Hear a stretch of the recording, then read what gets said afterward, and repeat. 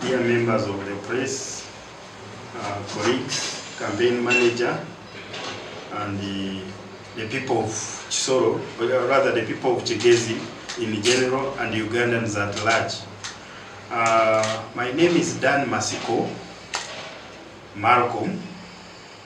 I'm contesting for the position of FDC Flagbearer, Presidential Flagbearer 2026-2031. I'm contesting for the position of President of this country in case I'm given the flag. Together with me, I think she will just introduce herself. She's my campaign manager, but she can speak. Your name? My name is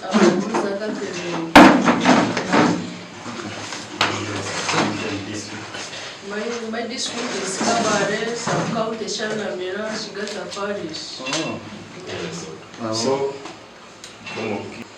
this is to interface with mainly the media and also by extension the people of Kigezi and Ugandans at large, whereby we intend to call upon all Ugandans to come on board and support my presidential bid in FDC. Presidential bid in FDC so that I get the flag to stand as president of this country. In that race, there are several other candidates. I'm told some have already come here, some have already declared on social media. But for me, I'm here physically to talk to the delegates. By simple mathematics, we have about 11 delegates per district of Uganda who are supposed to come to the National Delegates Conference and vote a flag bearer of FDC. Other districts which are bigger, like Wakiso, has more than 15 delegates. But most of the districts which are like these rural districts have only 11 delegates who are expected to gather in Kampala or any place gazetted where they're going to gather and then elect a flag bearer of FDC. Matsiko is not new to you. I've been in this race for the presidency of FDC before. In 2016 and 2017, I ran as a party president. I ran for the ticket of president of the party. And unfortunately, I did not get enough votes to become the president. We were running against the incumbent that time, and that was General Michamutu. But the person who won the race was Honorable Engineer Amriat. He became a president of FDC until now. In between, there was also another election which gave him the second term. And now, the information on my table says the president of the party who ran in the last years, in the last elections campaign of the country as a president is not going to run. Therefore, there are many other candidates, contenders who have come up to fill that gap. You remember the campaign of Amriat where he ran as a candidate without shoes. I think you remember that. And he became number 3 in the national race. He became number 3, but of course the votes which were given to us were also not the genuine votes that the party had to fight for. This campaign here we have is not per se a campaign of rallies. Like I started telling you that we are only looking at less than 15 delegates per district. And those delegates are already within the register of FDC. So we are now doing what they call consultative meetings. And the consultative meetings basically are for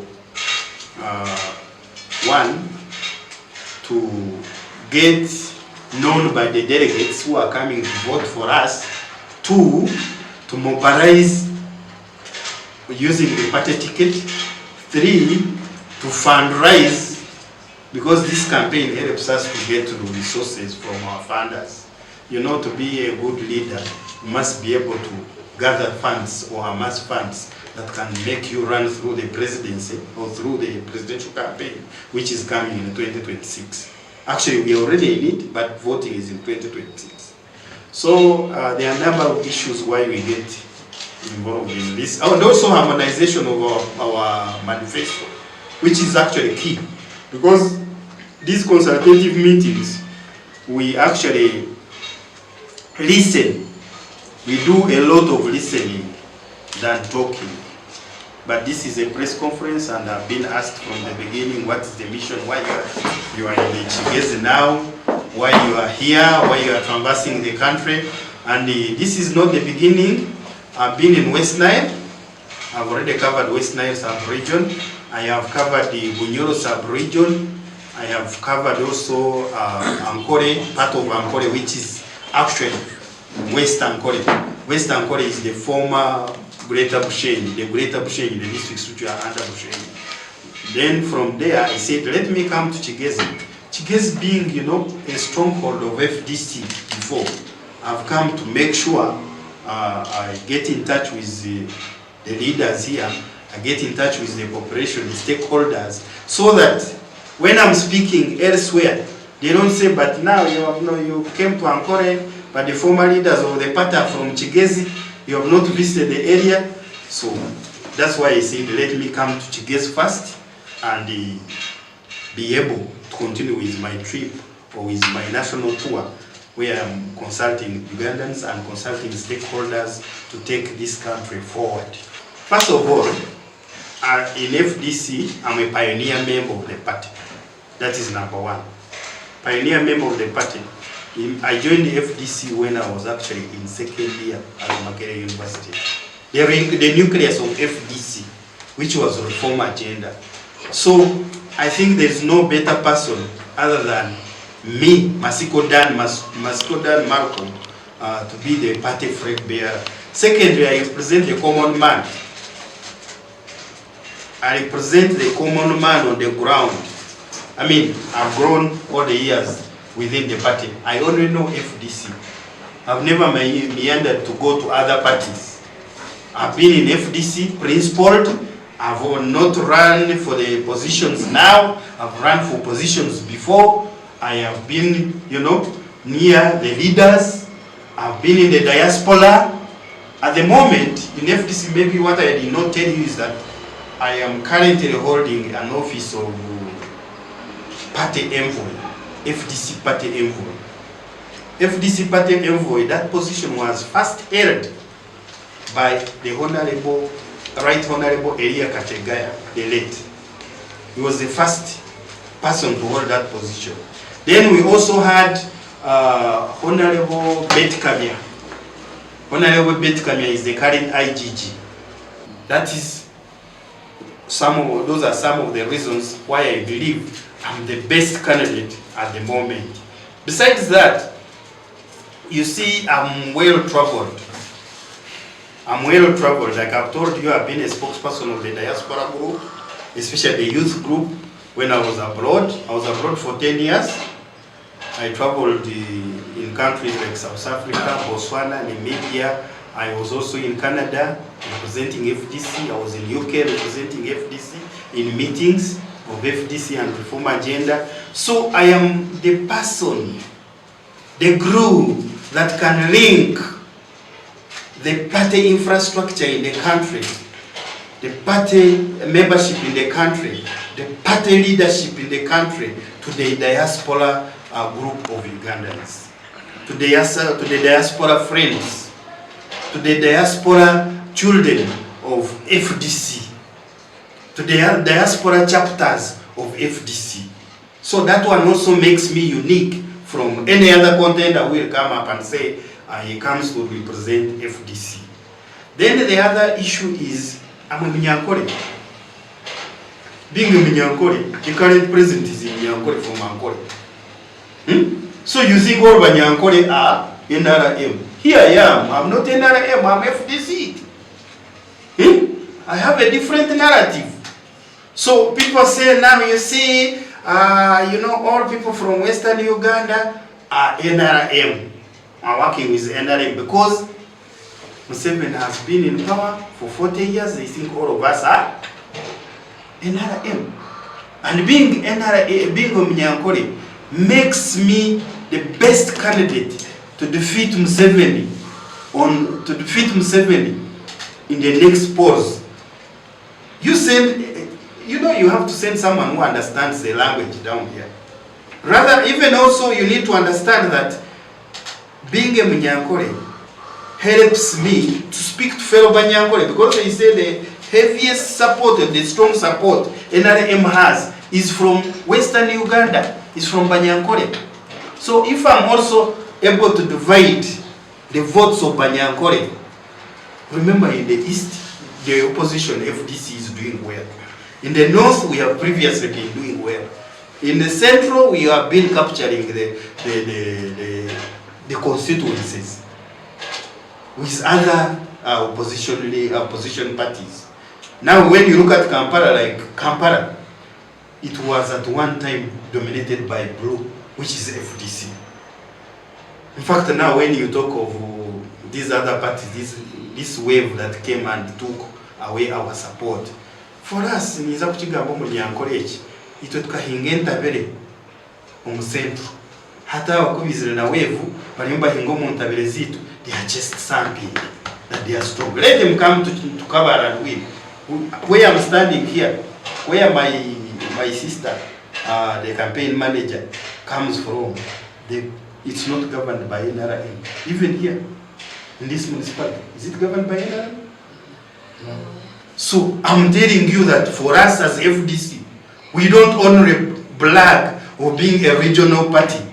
Even in Uganda, we used to win, but now there was a wave, and which I think it can come back again and be a wave for the whole country. You see, the Arab Spring was a good advantage for the Arabs to change governments there. Now here in Uganda, we had a wave which started in Uganda. Perhaps that wave is also coming in the next elections to change the entire politics of this country. So let's be hopeful. Let's do the groundwork. Let's go to the grassroots, do the groundwork, and at the end of the day, we leave it to God, because it's God who brings the wave. And when that wave is there, then change can happen. So I believe, being a person from Museveni's backyard, I'm the best person to neutralize NRM. And to add on that, remember I come from the densely populated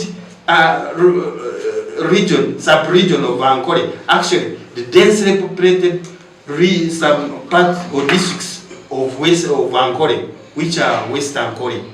When you look at West Ankole and look at the voting pattern and also the figures, you see actually we have more votes in Uswezu, we have more votes in Rubirizi, more votes in Bushenyi, more votes in Mitoma, more votes in Shema.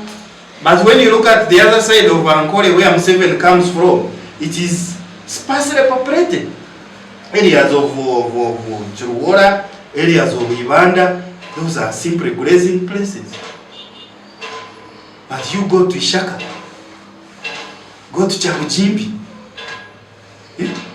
go to places like Shugu, you see house after house, voters. Even when you go and see the figures, which are brought by the Electoral Commission, you see that actually Western Korea is mostly highly populated compared to Eastern Korea.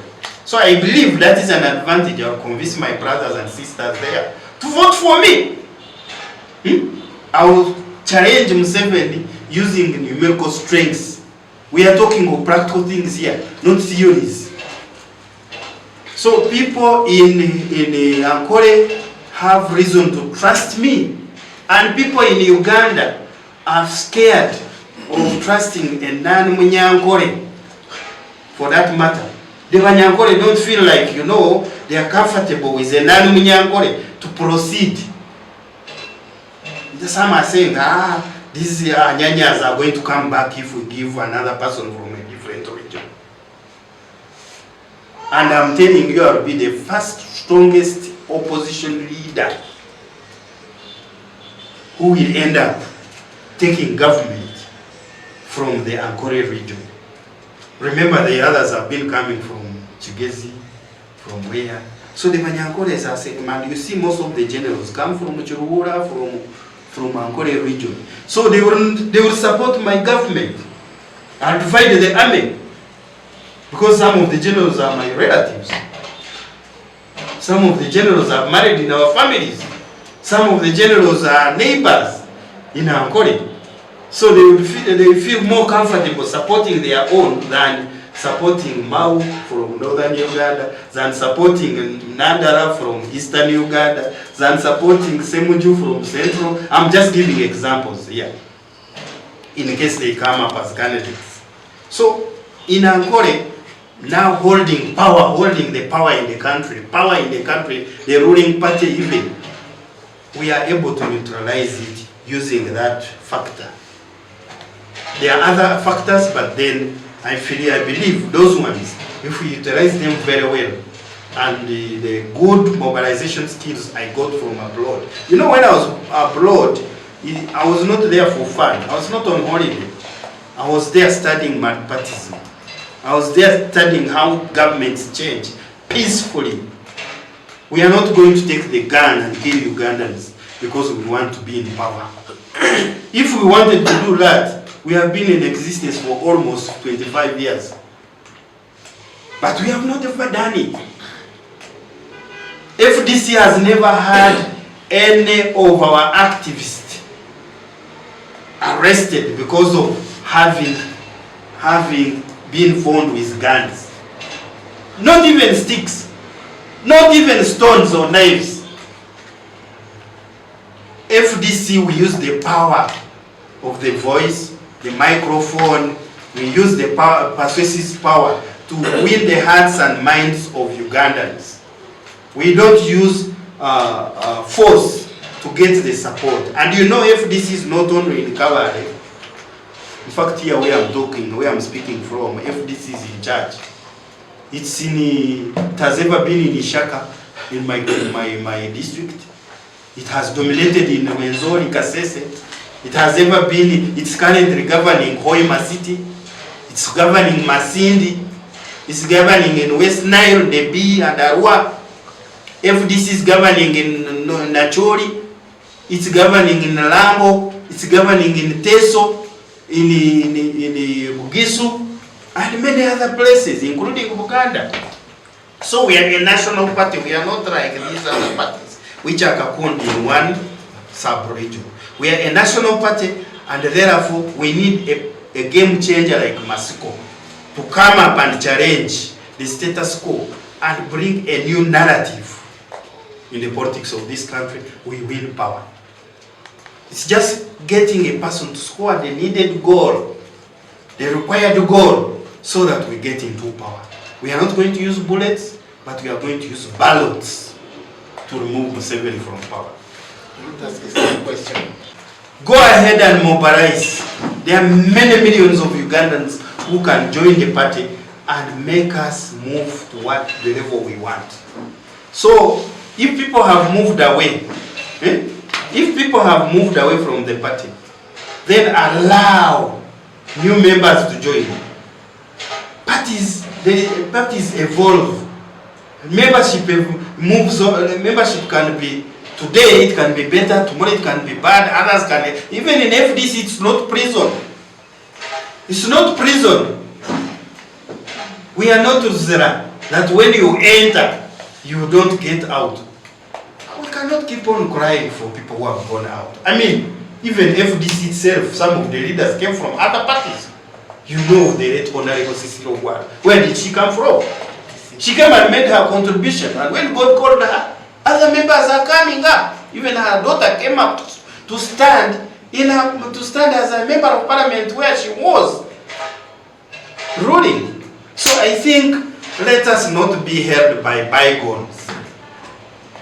The people you are referring to, the Katonga, I'm not their spokesperson, but they are not their spokespersons or their information or their publicists. So they know why they went, and I'm not going to waste my time researching on why they went. I'm going to waste much of my time researching on how we can add more millions of supporters into the mainstream FDC, which is based at Najanangombe, and it's non-registered, like you said, recognized, has the bank account, has the judgment again for the party with them, not against them, and has the constitution, has the headed paper. So what are you talking about? Eh? So we are busy, we are moving on well, we are proceeding well, we are steadfast, we are intact. FDC is not lacking. It's only hiccups. Hiccups happen everywhere. Even in South Africa, there are hiccups in the ANC. Even in Zimbabwe, there are hiccups in ZANU-PF. Even in Tanzania, there were hiccups in Chama Cha Mapinduzi. In Kenya, it happens. Here in the ruling party, NRM, we recently had the rebel what? MPs. Even they have now PLOU. We don't know whether PLOU has been registered as a party or not. So hiccups come. People, you know, it's very hard to put intellectuals in a room like this and you cage them like prisoners. In a party, we have different heads, we have different brains, we have different leaders. So you cannot cage them and say, no, you see, we are going to do what? We are going to cage you here, you are going nowhere. Let them go where they feel their issues are accommodated, their aspirations are well articulated, so that where they have left, we have room to grow the organization, to make sure the numbers of the organization are better. So I don't see why you are really crying about those people. Don't cry about those people. Let them go. And I'm not here to make many speeches. Me, I'm a man of action. Ugandans love people who are coming and be orators with zero action. Some people are on social media telling you they have endorsed already candidates for FDC. I am here imploring the people of Kigezi. I'm here calling upon the people of Kigezi to support me because I come on the ground. I come on the ground. I'm not like these people who go on social media and say Ankole has supported a certain candidate, when even the candidates have not been seen in the area. So I think we need to know who are the people that are taking us forward and who are the people that want us to remain in the status quo. If you have been serving the party in a senior position for more than 25 years and you have not brought a new idea on the table on how we should capture power, what makes you think after 30 years you have the vision of the party to take power? Leave the new brains, the new leadership, the empowered leadership to come and take power, to come and guide you. I don't even think the contenders we have, you see, we have competitors and opponents in different power parties. Now, for example, if NRM decides to send us, there is the Trinity, you have called it in NRM, there is the Trinity. The Mother, the Son, and the what? The Holy Spirit, and which one is the Holy Spirit? So, if they send us the Son, you think those seasoned politicians who have been in Parliament for 25 years, they have the know-how, the knowledge of how to defeat that Son? Let those who have been exposed, lived in different countries, in different democracies, be able to practice what they have learned. But you keep on, you know, crossing the space in the opposition, and you want good results, new results. Me, I really don't buy that argument. And I believe all the supporters, all Ugandans that are after viewing or listening to this program or reading whatever we are saying, they really support me wholesale. So let us send new people. Let us send out empowered people with different knowledge. You can't keep on doing the same thing every 5 years and you do what? If Museveni has amassed a lot of resources, and we know them, they are now already splashing out money. They are splashing out money. I'm telling you, take the money is not for NRM. The money is from our consolidated fund. The money is not from NRM treasury. The money is from even the PTM money. Take it. Take it. When I come, I will cancel those programs. You will not pay. Why should you pay money? You pay taxes, then they start giving loans from your money. Eh? The government, there is no government that does business in any part of the country. You Google and say the government of USA is doing business within its citizens, that they buy fuel, then they sell it to get a profit. No, they give you money, they give you a principal, then you have to add interest, and then you pay the government.